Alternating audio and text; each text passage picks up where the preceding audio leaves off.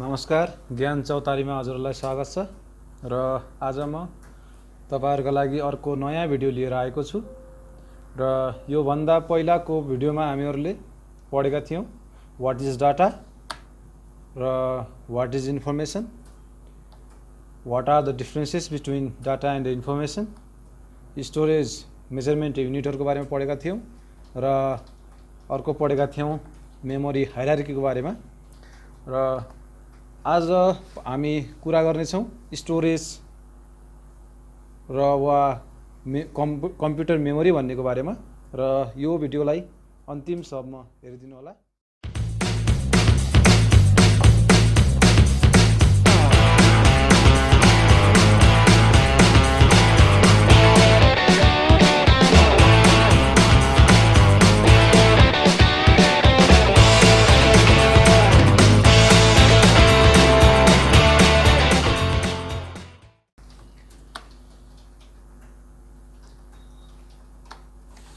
Memory भन्नाले के बुझिन्छ त? What is memory device? Memory device भनेको चाहिँ एउटा फिजिकल डिभाइस हो जुन चाहिँ इन्फर्मेसनहरु, रिकर्ड और फाइल्सहरु चाहिँ स्टोर गर्नका लागि क्यापेबल हुन्छ, जसले चाहिँ टेम्परेरी पनि स्टोर गर्न सक्छ वा पर्मानेन्टली पनि स्टोर गर्न सक्छ भने त्यसलाई हामीले भन्छौं कम्प्युटर मेमोरी वा स्टोरेज डिभाइस भन्छौं। इसको डेफिनेसन हेरौं। Computer memory is an physical device capable of storing information, records, files, temporary और permanently is called computer memory और स्टोरेज डिवाइस भन्न सकिन्छ। टाइप्स अफ कंप्यूटर मेमोरी हेरौं अब र वा टाइप्स अफ स्टोरेज डिवाइसहरु पनि भन्न सकिन्छ, जसमा चाहिँ दुईटा टाइप्सहरु रहेको छ, प्राइमरी स्टोरेज डिवाइस र सेकेन्डरी स्टोरेज डिवाइस। फर्स्ट हेरौं प्राइमरी स्टोरेज डिवाइसको बारेमा। प्राइमरी स्टोरेज डिवाइस भन्नाले के बुझिन्छ त? Primary memory is the main memory of the computer. यसलाई चाहिँ हामीले कम्प्युटरको मेन मेमोरी पनि भन्ने गरिन्छ र यसले चाहिँ डाटा चाहिँ स्टोर गर्छ, टेम्पोररी स्टोर गर्ने गर्छ फर सर्टेन पिरियड और टाइमको लागि भने त्यसलाई के भन्छ हामीले प्राइमरी मेमोरी भन्न सकिन्छ। यता पोइन्टमा हेरौं, फर्स्ट पोइन्टमा primary memory is the main memory of the computer system.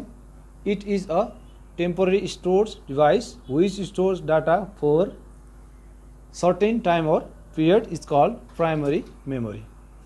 भनेको यो चाहिँ हाम्रो कम्प्युटर सिस्टमको मेन मेमोरी पनि हो र यसले डाटा स्टोर गर्छ, टेम्पोररी गर्छ र सर्टेन टाइम और पिरियडका लागि मात्र डाटा स्टोर गर्छ भने त्यसलाई हामीले भन्छौं प्राइमरी स्टोरेज डिवाइस भनिन्छ। र अर्को पोइन्ट हेरौं। It is also known as volatile semiconductor or online memory पनि भनिन्छ यसलाई। यसको अनदर सिम्पटम भनेको चाहिँ सेमिकन्डक्टर मेमोरी, अनलाइन मेमोरी र भोलाटाइल मेमोरी भन्छ। यसलाई भोलाटाइल मेमोरी भन्नाले हाम्रो कम्प्युटरको पावर अन छन्जेल र प्रोसेसिङ गरिरहेको कन्टेन्टहरुलाई मात्र स्टोर गरिराखेको हुन्छ र हाम्रो पावर अफ हुने बित्तिकै डाटा पनि हामीले लस गर्छौं, त्यसैले चाहिँ यसलाई के भन्छ भोलाटाइल मेमोरी भनिन्छ। अर्को पोइन्ट छ the primary memory is most volatile which means data is primary memory does not exist if it is not save when a power failure occurs. भनेको हाम्रो चाहिँ इलेक्ट्रिसिटी चाहिँ गयो भने चाहिँ डाटा पनि लस हुन्छ भने यसलाई त्यही भएर चाहिँ भोलाटाइल मेमोरी भनिन्छ। अब टाइप्स अफ प्राइमरी स्टोरेज डिवाइसहरु हेरौं। दुईटा छ, र्याम र रोम, र्यान्डम एक्सेस मेमोरी र रीड ओन्ली मेमोरी भन्ने छ। फर्स्टमा र्याम हेरौं। RAM stands for random access memory. यसलाई चाहिँ र्यान्डम एक्सेस मेमोरी भनिन्छ। It is used to store data and instruction during the operation of computer. हाम्रो चाहिँ जब हामीले कम्प्युटरमा अपरेसन परफर्म गर्छौं त्यो बेला चाहिँ यसले डाटा स्टोर गर्छ भनेपछि त्यसलाई के भन्छ हामीले र्याम भनिन्छ। नेक्स्ट पोइन्ट छ CPU interact with RAM to get the data instruction for processing। यसले चाहिँ हाम्रो चाहिँ CPU ले चाहिँ इन्ट्र्याक्ट गर्छ र्याम सँग फर गेटिङ डाटा। हाम्रो चाहिँ डाटाहरु र इन्स्ट्रक्सनहरु चाहिँ प्राप्त गर्छ कताबाट र्यामबाट गर्छ CPU ले अनि फर्दर प्रोसेसिङ गर्छ। अर्को पोइन्ट हेरौं RAM loses information when the computer is powered of. हाम्रो चाहिँ कम्प्युटरको पावर अफ भयो भने चाहिँ र्यामले चाहिँ डाटाहरु लस गर्छ भने त्यसलाई भन्छ हामीले र्याम। अर्को चाहिँ यो भोलाटाइल मेमोरी भइहाल्यो।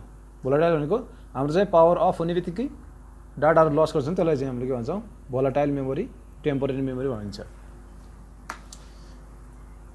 अब यसमा पनि र्यामलाई पनि दुईटा भागमा विभाजन गरेको छ।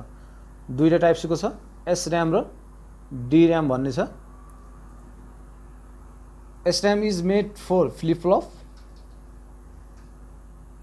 यो चाहिँ फ्लिप फ्लपबाट बनेको हुन्छ जसले चाहिँ के हुन्छ स्टोर्स अ सिंगल बिट भनिन्छ।